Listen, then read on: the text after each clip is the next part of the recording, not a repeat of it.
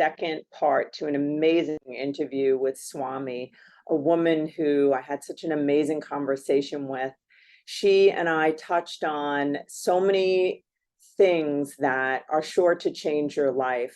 Some of them are navigating grief and emotions, managing triggers, which we all have, healing triggers and embracing like neutrality, and finding like what energy patterns are and how they impact inner healing. We talked about manifestation and about unity and about how incredible our unique gifts are, and how we can, by using our unique gifts, we can also create this unity with others. My experience with Swami has been, life-changing for me, because she was just so comforting as a soul, just such an amazing person. And I believe that if you're going through anything in your life, this will be something that will bring goodness to you and will also prepare you in your life if there's anything that ends up not working well, or you find yourself triggered or hurting or grieving. So without any further ado, we're going to go back into the second part of this really moving interview that I had with this beautiful woman. There's like so many things that you just said that I want to touch on, and I'm scared I'm going to forget them all. There's so many. Okay, so the thing about breath, and then there was something right before it, and I think I already forgot it, but because it was a big deal. So when we were talking about breath, this is so weird, but today, and it's been, I was thinking about this today. That's why I think it's so weird. I was trying to breathe, and I've been trying to breathe for quite a while now, for like a year, maybe. And I keep finding this stuck. Today I was thinking, I'm really afraid, because I'm like, is there something wrong? Because when I try to take a breath and it goes here, but I kept doing it today, which is very weird because we're together, and I kept doing it. And I was like, I'm going to do it until there's release and there's airway going, right? So now you just told me that that's grief. I did not know that. But I also am thinking that it has something to do with a gag order, that you were with your description of sharing or allowing pain. And I think that, and who knows, I may cry, because I never know when it'll happen. When I talk about my husband, I like out of nowhere I'll cry, or sometimes I just won't. It's weird. But so like, what I know to be true about this period of time since he died, that I know you already have cleared it up, because I know this, and I tell people that, moving through pain through your body is just like going to the bathroom. It's just like blowing your nose. You like, imagine if you never went to the bathroom, you never blew your nose, it would be an issue. It's the same thing with feelings, but I have not practiced that with myself, because somewhere in my distorted thinking, I'm thinking that if I connect to that grief, that it's going to happen to me again.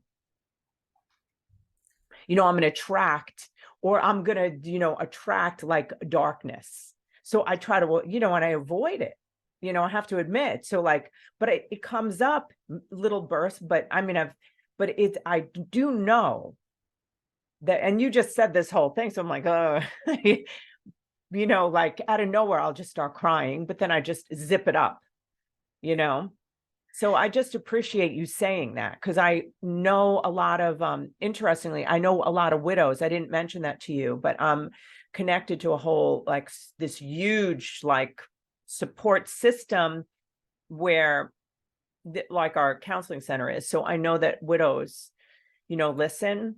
So I'm really glad that you said that.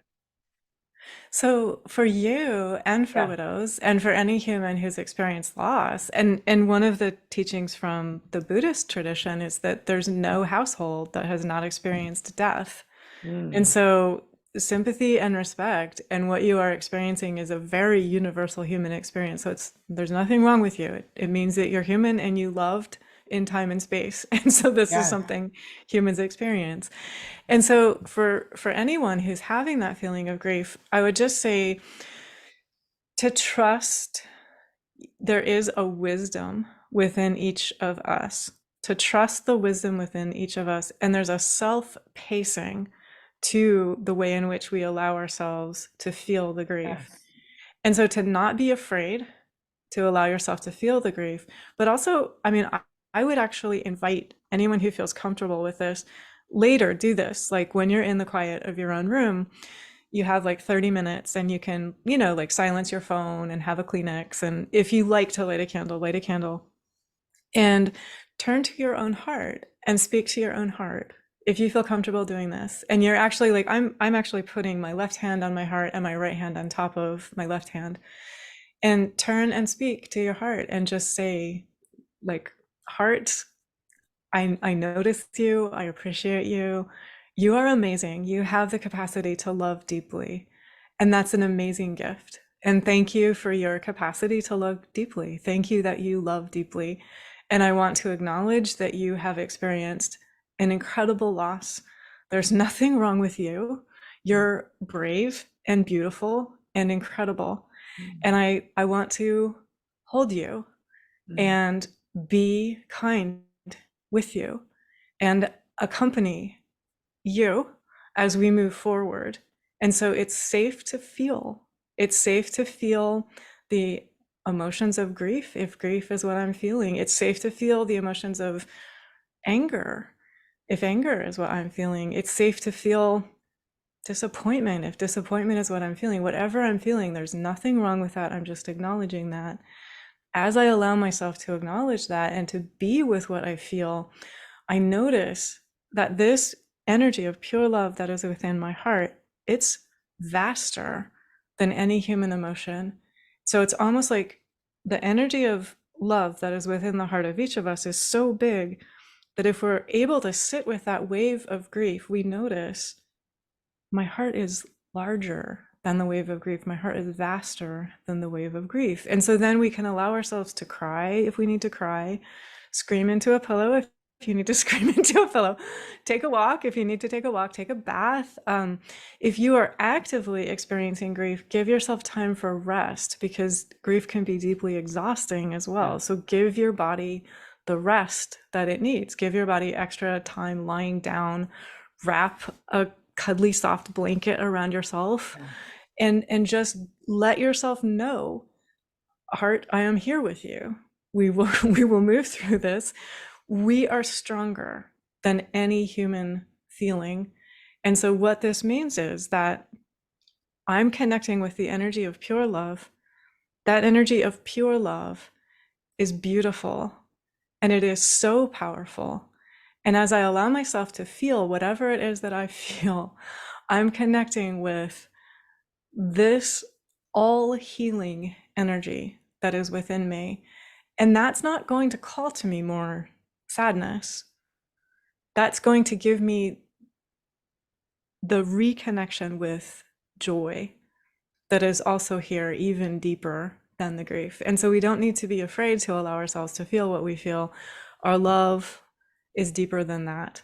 Our strength is deeper than that. And it's absolutely fine as well to name whatever your intention is. So to name for yourself, I would like to move through this grief. I'm not trying to suppress it, not trying to repress it. And I also want to do this in a self-pacing way. So I'm honoring my own pace, and I'm going to trust the wisdom within me so that I will have the ability to cry when I need to cry, but when I need to not cry, I'll also have that ability as well. And, you know, depending on how fresh the loss is, if the loss is really fresh, you might just need to cry. So please let yourself do that. Just cry. Yeah, right. I Yeah. love it. Yeah, exactly. But there's no need to be afraid of any emotion. And it's also fine to name what your intention is. So to name your intention of, I will be a friend, I will be a companion, I will be whatever your right way to word this for yourself is, but I will be with you. I will be with my own heart, and I will love my own heart forward, and I will allow my heart to guide me I will keep listening to my own heart. My heart has incredible strength. My heart has incredible wisdom. I will keep listening to my own heart. This is so good. I don't ever want to end.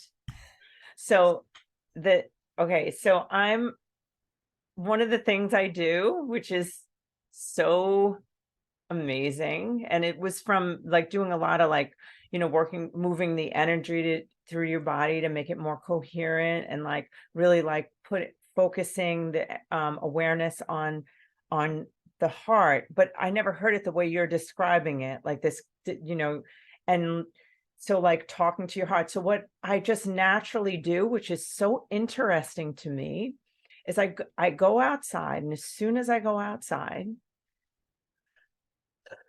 my heart, I can feel it. It has to go up to the sky, like it opens up, and it is always in the clouds. It's always there. Like I can feel that. So, I had an employee who I just loved. She was like my right-hand assistant, whatever. And I got her when she left, we give her a big party, whatever. And I gave her this big balloon of cloud. It was a cloud. And I said, Rachel, if you're ever having a hard time, if anything's ever dark in your life, there's no problems in the clouds. Open your heart and just face yourself up. And it's so weird, like, but I just know that. So it's like, but what you're describing, like to hold and to have that conversation and allow it, is so good. Like I'm gonna like replay this and go do it at home, so I remember what you said about how to speak to my heart. It's so profound. But I have so many questions. All right. Do we still have time? I want to be respectful. I'm good. Yeah. Whatever Okay. questions are good. So my other question is this. So you know how, like, let's say people get triggered by other people, and they're like, it's really legitimate. Like I could give an example, like, let's say I grew up with like hippies. So like, and like my parents would like, they never did anything traditionally. And like, they would get things from garage sales. Like I just wanted a pretty room, whatever. So now, like, if somebody like wants to like, I mean, I can't even say it, like garbage pick or whatever, or get, whatever, I'm just like, and I'm triggered by that. I feel like I could catch that lack. Like if somebody has like a poverty mindset, I feel like I can catch it. And I'm like, I'm never going back there. I'm so like afraid of it. Like, because they were like struggling and suffering and like just whatever. So I'm just like, no, abundance, like don't clot the blood, give things away, and just like, I'm just like, and get whatever you want, within reason, obviously. But I don't know. So I'm just wondering, like that kind of trigger where you just turn into like, I mean, I could go into and be like, oh, I'm staying really far away from that shit. That's going to ruin my life. But then all the other things are great. So I'm like, I don't want anything. That scares me, right? So that's like a trigger, because I know it reminds me of like, why do we have to have the Jimmy Riggs broken down thing right here? Like, can't we just have like the pretty thing that the other girls have? Or, you know what I mean? So I'm just curious. Yeah. So I mean, help I can get from you. So I can like have just a little bit of like, I want to, I'm glomming off of you today. Yeah. No, I mean, just so much joy and respect. So I'll take it as a question about triggers, because I think any listener, what your triggers are. Like, the things that so many. Oh my God, there's another one. All right, yeah.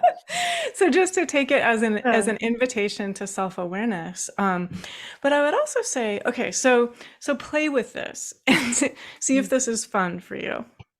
Oh. So one of the things that you could do with the specific example that you mentioned You could say something to yourself like, okay, I'll be quiet.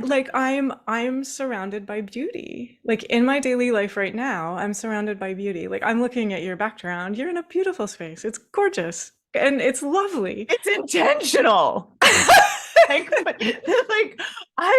like, oh my God, that's dirty over there. What are you people doing? You know?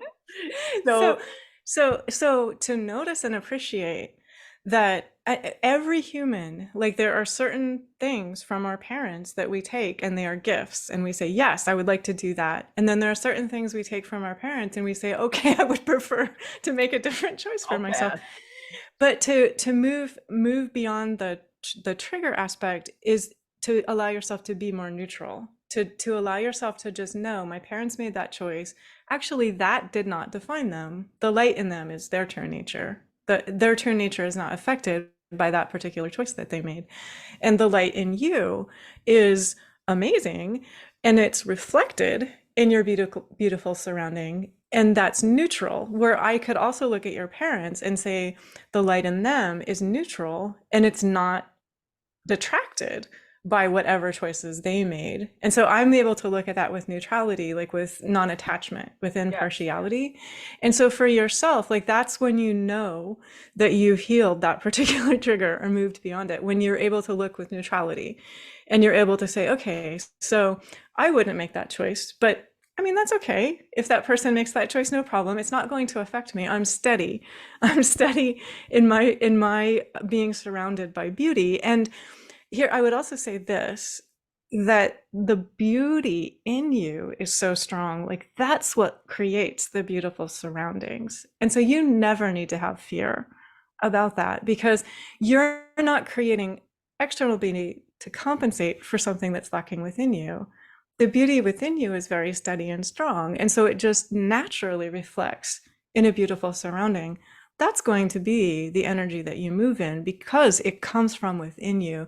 So really, you actually have already healed it. When I look at you, that's what I observe.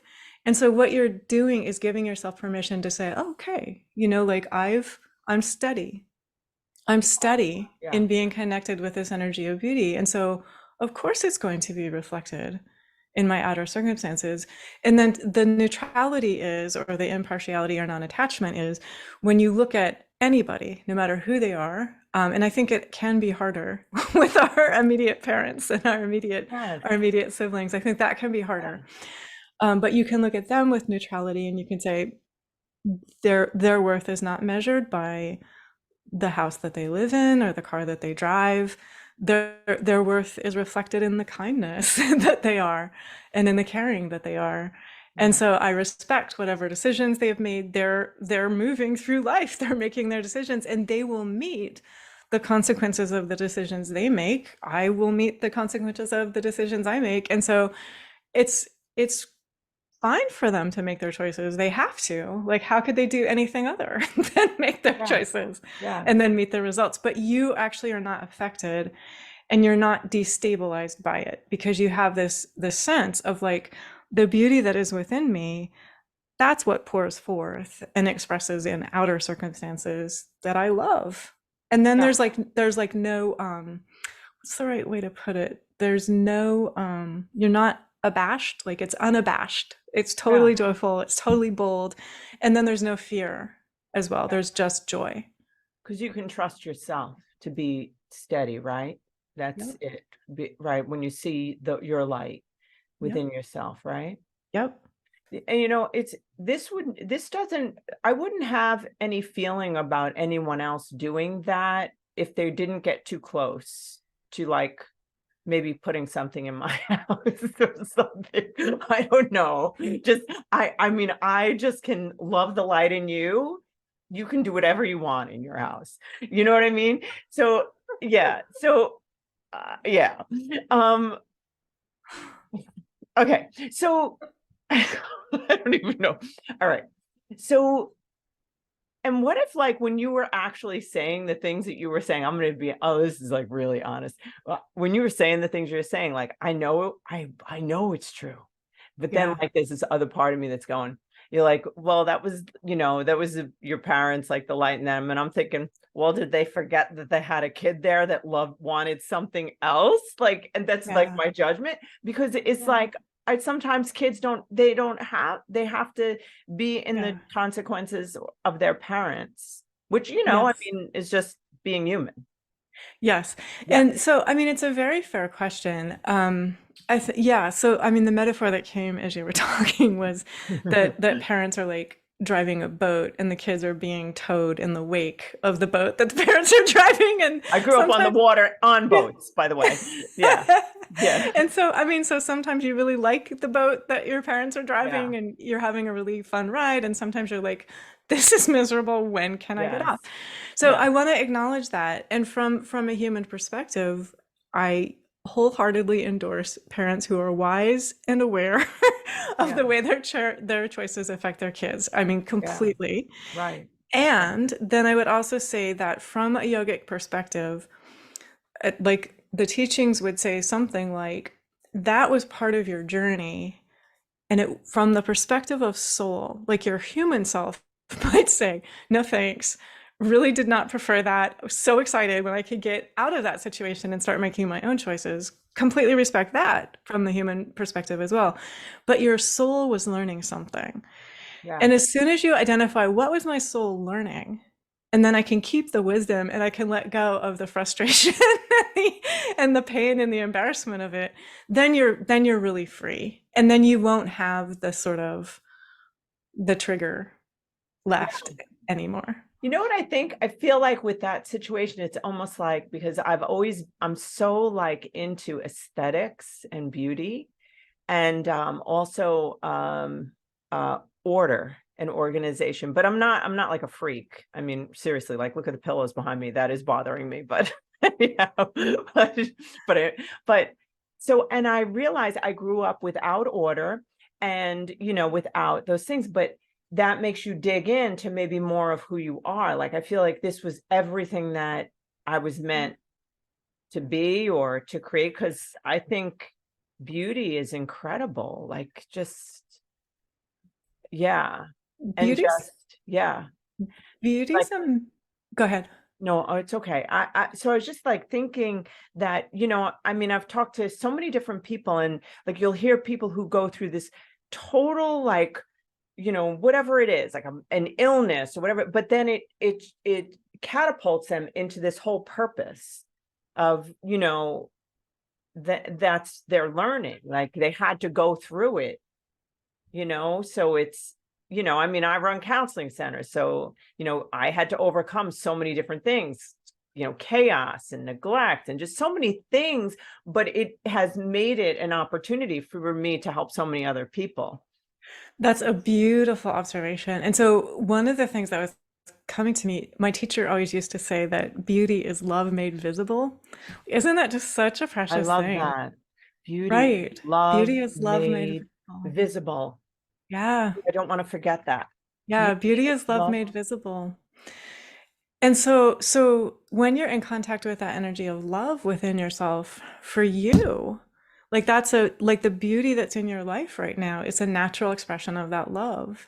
And the kind of, like you were talking about, the clarity and the balance and the order and the harmony, it's a natural expression of that love. And so pretty clearly, like, I think you could say, if you zoom out, I love what you said about zooming out, flying above the clouds, so you can always be connected with the sun and keeping your feet on the earth appropriately, paying attention to details. But it's also really important to be able to just zoom out and to feel the thrill and the freedom that is available to all of us. Like you said, you walk outside and you connect with that energy of nature, and the way each of us is always connected with what's so much larger than the individual human self. And I think you could say from that perspective, your early childhood experience, even if it's painful, chaotic, difficult, challenging at the time, pretty clearly was part of your soul's path, part of your preparation. I mean, you also could say something like, a yogi might say, well, that was part of your training.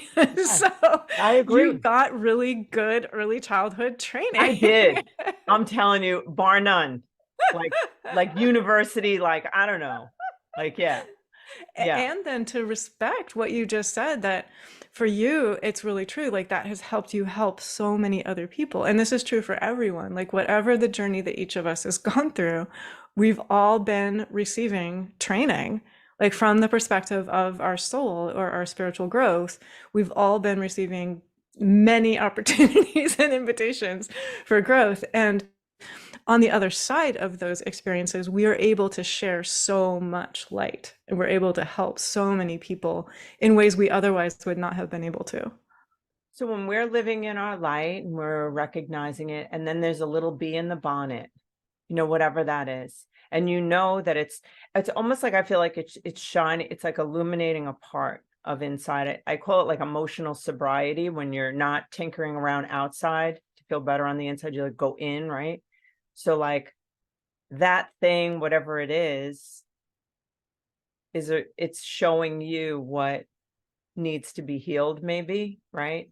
So the yogis Yeah. would say that turn within always. Yeah. So turn within, and a question to ask yourself is, to what am I invited to bring healing? To what am I invited to bring understanding? To what am I invited to bring love? And pretty much always, there will be some aspect of yourself where you are invited to bring healing or understanding or love. And then once you bring healing, understanding, or love to that aspect of yourself, you might still have a preference in relation to whatever was formerly troubling you, but the troublesomeness of it will be gone. And you'll just have clarity. You'll just have awareness. You'll just have peace. Yeah. Yeah, because then it's just you're just love and not fear. So then you're grounded, like you're safe. Like no one can take or do anything really to you. Right? When you turn within, that is really where you are always safe. And the turning within that I'm talking about, it's not a denial of reality. It's a being with an even deeper reality. So you're aware of reality in time and space, but you're being with an even deeper reality. You're being aware of the peace that passes understanding. You're being aware of the kindness that is deeper and wiser and vaster. It's that teaching of be still. Yeah. And when you be still, you are connected with a deep guidance that is present and available for all humans. Like whatever our faith background is or our spiritual background is, that steadiness, that peace, that strength, that guidance, it's present, it's available for all of us.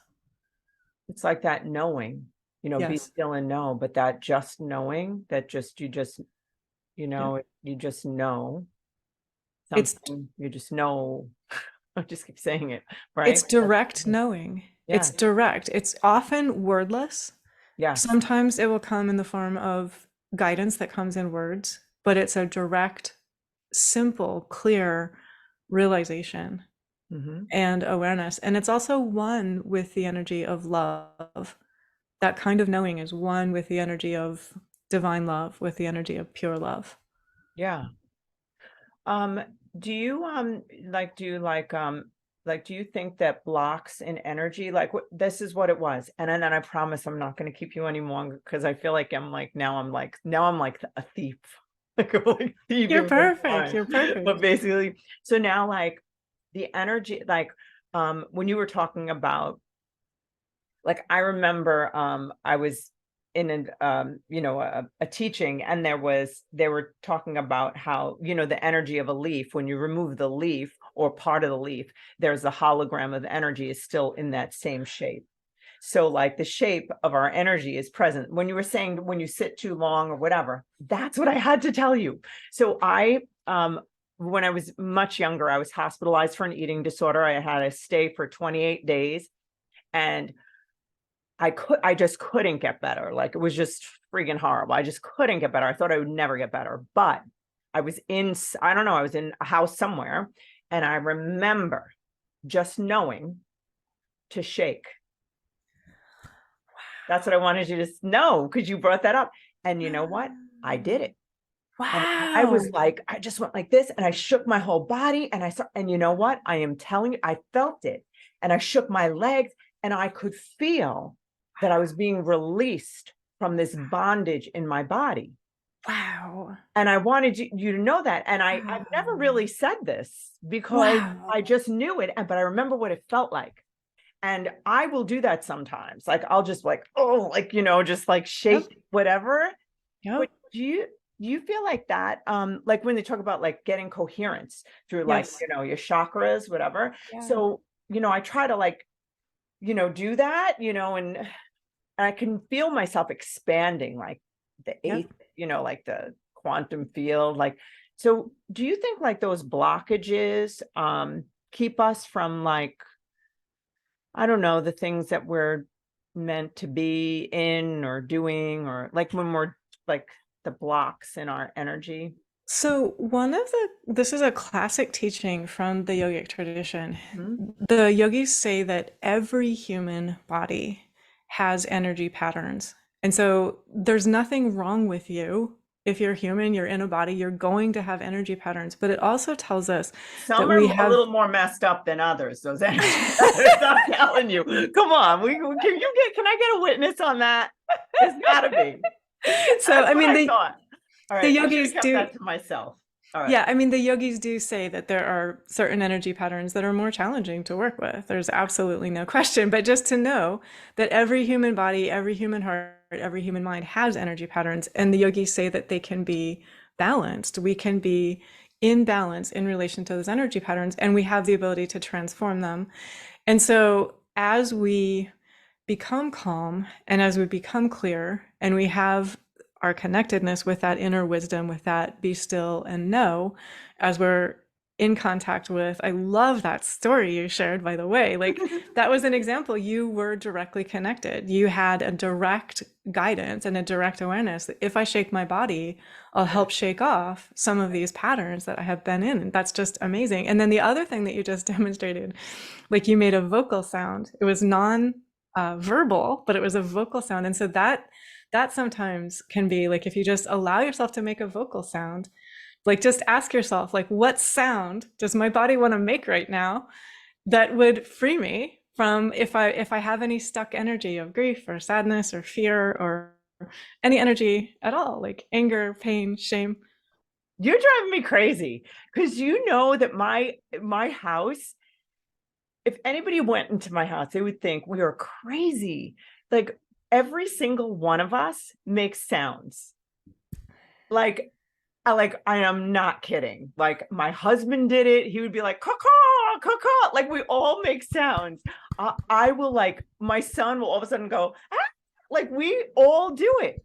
I have 4 kids. They're all, and it's so, we think it's the funniest thing ever. And when we hear it, we're just so used to it. But I never knew that. Trust, I mean, absolutely trust. That is a way That is that so energy funny. expresses through you that helps move through so that the blocks aren't there. You're allowing yourself to be expressive. That's a natural expressiveness, the way energy moves through you. And so the other thing that I would say is just to trust the ability. We all have the ability to transform our energy patterns. And so whatever the energy pattern is, you can heal it. You can bring this energy of calm, clarity, coherence. I would also say that one of the teachings I find most helpful from the yogic tradition is that each of us is connected to guidance in the heart. So as we connect with our own heart, we connect with light, we connect with strength, we connect with wisdom, we connect with peace, and to trust that. And then to notice, like you were just giving numerous examples of guidance has been with you the whole way through. Like as a teenager, when you needed guidance was there. It was very present. And you listened, like you allowed your body to move, and your whole household. That's a beautiful example. You're all allowing energy to move. And it's like a playful, communicative, expressive way that is natural for you all to allow energy to move. So it's perfect that you do that. And so for listeners, experiment with that. Like just ask yourself when you're in the privacy of your own car or shower or house or wherever you are, just what noise would be natural for me to make. Allow yourself to make that noise. That's a natural noise for you to make. And know that as you do, like, just notice. I would invite you to pay attention and just see, like, how does my chest feel like after I make that vocalization? Does it feel like, you were mentioning that there can be a feeling of tightness or constriction around like your upper chest or your throat, which a lot of humans have. So any human who has experienced grief, which as far as I can tell is every human, it's very natural to have this feeling. And so just notice, like, after you dance, or after you allow your body to shake, or after you allow there to be that vocalization, or after you breathe, check in before you do that, and then notice after, and just see, how does that area feel, and how does your own energy feel? And often there will be a feeling of energy is moving more freely. I feel more calm. I feel more clear. I feel more steady. And it's back to that metaphor of, this is, you see this if you look at weather in the outer world, that like a rain will sweep through, and then the air is clear. Yes. And so it is actually natural for weather to be there in the outer world. And a yogi would say it's natural for human emotions to be here. This does not mean there's something wrong with you. Yes. What you get to do is figure out, like, how to be a calm, stable, balanced human, even as emotions move through you, knowing you're not identified by them. You don't need to be afraid of them. They are waves of energy, the same way that, like, earlier some rain swept through here, and now the air is very fresh, it's very clean, it's very clear outside. And so just know, like, if you need to go cry, whoever's listening to this, for 5 minutes later today, it can be the same thing. Like, just that weather is moving through you, it's neutral. As soon as you let go of judging yourself for having that wave of emotion, it can just be fresh and released. And then you are actually kind of liberating. So that's another thing I would say is, yogis would say that energy is neutral, and that as we allow ourselves to feel it and to let it move through us, breathe through those knots, then we liberate all of that energy that formerly we had been sort of like afraid to allow ourselves to feel. It's flowing freely through us. So this is giving us more love. This is giving us more light. This is giving us more joy to be able to share, not only with ourselves, but also with anyone else that we talk to. You know, I don't think this is going to ever end, but every time I'm like, well, just one more thing. Do you know that, like, I think it might have been 2 days, like, you know, family came in after my husband died, and I think it might have been 2 days, or I'm not sure, 3 days, maybe more. But we had to go to like a store to get stuff for something, and we were in the car, and the weirdest thing happened. I just pulled into this very dark parking lot, and this song came on, you know, by Fireball, by you know, by Pitbull, Fireball, right? And I put the car in park. I got out of the car, I blasted it, and I just started dancing in the parking lot. And the other women, because it was, got out, and they started, and everybody's grieving, by the way. I'm just like, let's just do, and then it was weird because it was all these like teenage girls. I mean, they must have been smoking pot or something. They were in there. They're like, yeah, go. And like, we just went crazy. Then we just got back in the car and drove away, probably crying. But I wondered, I was like, what is wrong with you, Alison? You just lost your husband. It doesn't even match. But he would think it was funny. So I knew, like, he would think that was great, like, so funny. But there's everything that you're saying is so just so profound, and just, I love talking to you. It's an absolute joy talking with you as well. I mean, because you are an extremely courageous and spiritually honest person, like what you're talking about. So just to name for others as well, I've actually heard other people talk about as well, at moments of great grief, they have found themselves dancing. That does not mean there is something wrong with you. That means you are allowing life energy to move through you. And, you know, like, to use language that we would use today, that's actually helping you be present. It's helping you process. We use that word, process. It's actually helping you allow that feeling to move through you. There's nothing wrong with you if you find that you're needing to dance in that circumstance. And I think you could actually feel, so what you were describing with the teenage girls, understanding, I think almost like humans are so interconnected that on an empathetic level, they had to be aware that you were sort of dancing in the face of grief. They had to be aware on an empathetic level, and they had to be aware, like, you are responding with courage. You are awesome. Like, you are amazing. Keep going. You are doing this. Like, they were doing that, and they were videotaping us. They're like, oh my God. Like, it was fun. And but also, if you think, like, you go through a trauma, it's like your body really wants to do that. Your body wants to go like, no, and like scream and jump and whatever, but we just, are programmed not to do that. Yes. Like, I would never do that unless it was a song like Fireball on. And what you just talked about, I mean, so what you just talked about, humans can sometimes, what's the right way to put this? Sometimes separate out of our bodies if we experience trauma or grief. So you're talking about a healthy way to remain in your body while experiencing trauma and grief. So what you just said was a really spiritually potent example that if we just listen and we allow ourselves to respond, like, I would actually go so far as to say that that was part of the guidance and part of the support that you were receiving. So I would actually say, like, the same way that you had that great insight about your own, I'm beyond the body, I'm not limited to the body, and that was the universe helping you, I would actually say this too was the universe helping you. This too was the divine helping you. And those young women who were witnessing it, they could tell too. Like, you can tell, like, when you're living kind of like at that juncture of life and death, I mean, like, it's very real. And the things that you are aware of at that juncture, you are aware of with absolute clarity. And they could tell, like, on some level, they were aware that that's where you were. That raw nature of what was happening, because it was so raw. Like, it was not, like, when you see someone who's dancing, like, it's like, and they're raw, like, you could, it's more, So now I'm going to ask my very last question, and then I'm going to not, and I will zip and like throw the key away after this.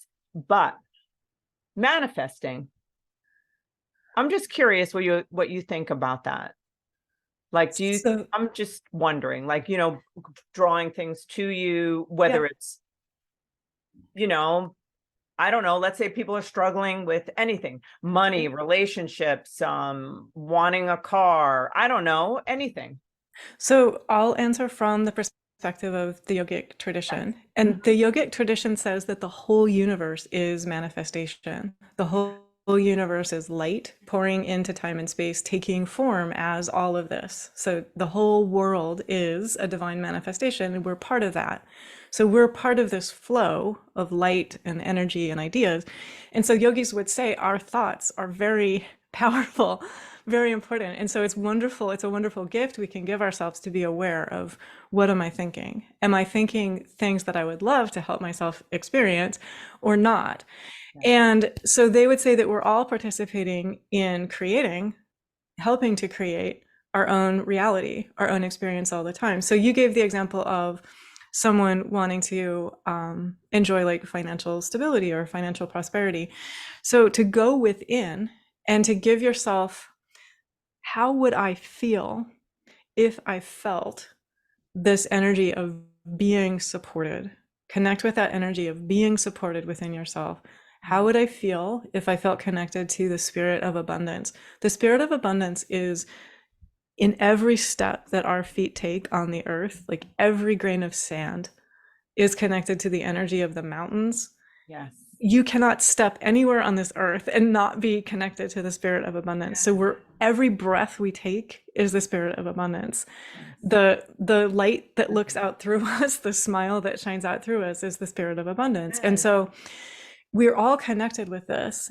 And as we connect with this energy of abundance within ourselves, we will have guidance individually. It'll be different for every single individual because each individual is in their own particular location, geographically, culturally, in terms of their physical body, in terms of their skill set, their talents. But the spirit of abundance, it's with you already. It's with every single human on the planet. And so you'll be able to connect with what is a natural way for the spirit of abundance to share through me. And so it may lead you to training, it may lead you to education, like if that's a thing that helps you express the spirit of abundance. But you'll also find that the support that you need to go through that training or go through that education, that will be there as well. And you'll be moving in that energy of feeling inwardly supported. So a lot of it comes down to that, to turning within, giving yourself that feeling directly of, I feel connected, I feel supported, and then you'll just know on an inner level, you'll have an, oh, of course, like this is the next step forward. And this is the next step forward after that. And it's actually the same process. So if you're wanting to create a wonderful relationship, to connect with that energy of kindness, in some ways, our whole conversation, we've been talking about this, connect with that energy of, I can be a great friend and companion and kind presence with myself. And then, of course, you'll be drawing to yourself humans who are great friends, great companions, great kindness, great presence as well. So whatever it is that you want to be expressing in the outer realm, turn within. And then I also would say in June of 2022, so about a year ago, Awake Yoga Meditation published a book by my teacher, Swami Nityananda. So if you go to awakeyogameditation.org, the book is called Creating a Life You Love, and it shares the perspective on what we're talking about here from the yogic teachings. And so if you're interested in what we've been talking about, that would be a book that listeners might find fun and inspiring. Oh, yes. So can you tell us like where people can find you? Like you have, when you're describing, it's called Awake Yoga. What is it called? Awake Yoga. Awake Yoga Meditation. Yeah. But it's like is it a physical place? Yeah, so we meditate in person on Sundays. AwakeYogaMeditation.org is our website. So you'll find details like if you're in the Baltimore or DC or Philly area, we meet in Baltimore physically. So come join us. It's amazing. I'm gonna visit. Yay! I'm gonna do it. Yeah, I'm going to. Yes. And then also online. So it's also possible to Zoom into our meditations. It's possible to join on YouTube as well. So Sundays we're in person and also online. And then Tuesdays and Fridays we're online as well. And we also share, we have books, we have blogs, we have podcasts, we have e-courses. We have, for anyone who's interested in meditating, and this is like you're a new beginner or you have a long time practice, it would benefit anyone. We have an e-course launching, I think the launch date is July 7. So we always say like, come meditate with us. Like it's just amazing fun. And we share, so we meditate like on a Sunday, we'll meditate in silence for the first 20 minutes. I'll give like a bit of guidance at the beginning and then we meditate in silence. And then I'll give a talk, which is very much like what we've just been talking about. Yeah, so for anyone who enjoyed this conversation, like feel free, check out our teachings. They're on YouTube, they're on Instagram, they're on TikTok, they're on Facebook. They're super fun. I mean, it's just, as you've noticed, our teachings are filled with joy and they're filled with a lot of love. Our meditation community founder was just like a being of so much pure love. And so that's very present in our community. And it's also just very practical. So a lot of accessible, practical tools for humans in daily life. And one of the things that's very fun, some of the people who meditate with us, they're in their first decade, some are in their 10th decade. And so people from all backgrounds, all faith backgrounds, all spiritual backgrounds, all walks of life, and just coming together to share light and to share insight and inspiration. And it's such a gift. And so come meditate with us. It's just so much fun. Do you, so does someone join your community? Like It's wide open to anybody. Yeah. So, I mean, anyone is welcome. And so you can just like hop on YouTube, hop on Zoom, come sit down in a meditation. It's wide open. Everyone is welcome. So I do want to ask everybody, would you also please go to their YouTube channel and subscribe, like, share. You know, if if you've gotten, which I know you have, and don't even act like you haven't. Okay. So anything, what this beautiful soul has just shared, I know that I have gotten so much out of this personally, that I just know that you guys got so much. So I do ask that if you do listen, please like, subscribe, share. Do it here for me too, would you please? You guys are listening and not subscribing. But anyhow, I just love you all. I am so grateful to have had you here. I feel like I will love you forever. I'm serious. I feel like Incredible I need you in blessings. my life. Love is forever. I mean, that is such a gift. Love is forever. And it is so precious and so beautiful. And so my joy and love and respect are with you, with every listener. It is such a precious gift. It is. Oh God, I have a question. How do you then, when you love everyone, this is a big question. How does a person become special and unique? Oh, because okay. So you're part of this, whatever the way you want to put this is.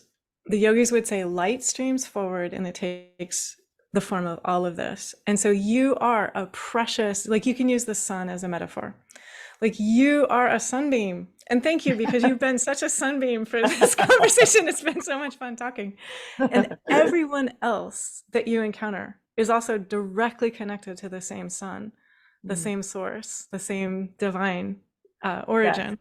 Yes. And so you are here sharing your gifts and talents. Like the courage and the honesty and the humor that you just exemplified, those are so you.